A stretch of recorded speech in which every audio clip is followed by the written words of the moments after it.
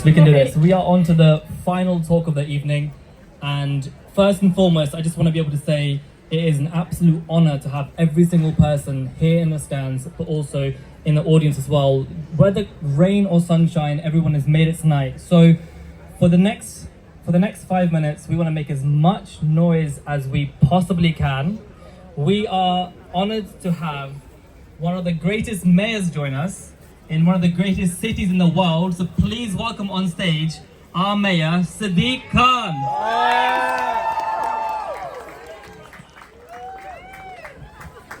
Is anybody there? Okay, I want to begin with a greeting that's been used for more than 1,000 years and is still used today by more than 1 billion people across the globe. And when I begin with this greeting, I want you to respond in such a way they hear you in Scotland, Wales and in Ireland. Assalamu alaikum! Now look, we never tend to agree on when the first day of Ramadan is, but I'm sure we can agree in what is the greatest city in the world.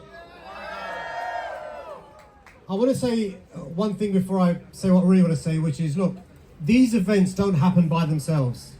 Many of us turn up and in a short few minutes we'll open our fast, we get to make friends, but these events take a lot of organisation.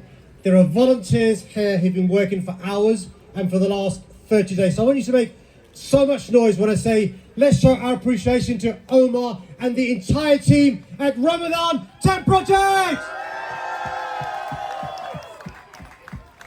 They've been working so hard, and Brother Omar was telling me that over the course of the last 28 days, they've hosted more than 10,000 people at their open iftars. And the wonderful thing about these open iftars is not only do we as Muslims get to open our fast at the iftar, we make friends. I've met people here tonight who are Jewish, who are Christians, who are Hindus. No doubt there are Sikhs here, members of organised religions and not. And the joy of these open iftars is we get to share our religion with non-Muslims. These iftars are the best antidotes to those who want to spread hatred. And I know, I've experienced it, the Islamophobia we face. I know many of you are going through a cost of living crisis. All of us grieve at the lives lost in Gaza, and we're hoping those hostages are released. We're calling for a ceasefire. We want our government to stop sending arms and weapons to Israel. We have in our prayers all those who've lost their lives in Gaza. But you know, there are people, there are forces that try and divide us from each other. They want to make Jewish people hate Muslims. They want to make Hindus hate Sikhs. They want to make British people hate others from across the globe. We cannot allow them to succeed.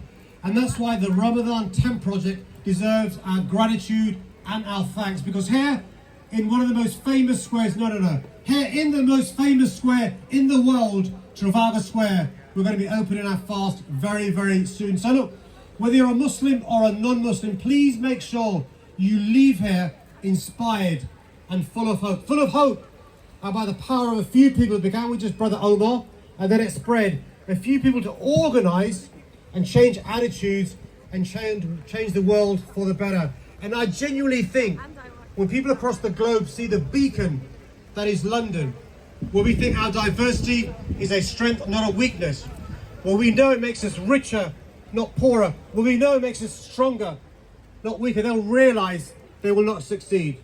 They will not succeed dividing us one against another.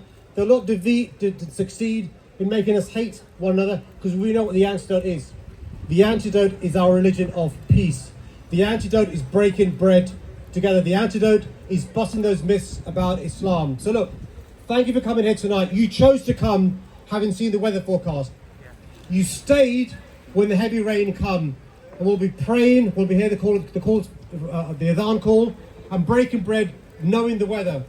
That demonstrates the forces of evil, the forces of hatred can never succeed. So I want to end how I began, but this time, when you return the greeting of peace, and we ask for the barakah of our Creator, I want it to be so loud they hear you in the Middle East. Assalamu alaikum! And for 2 days' time, Eid Mubarak.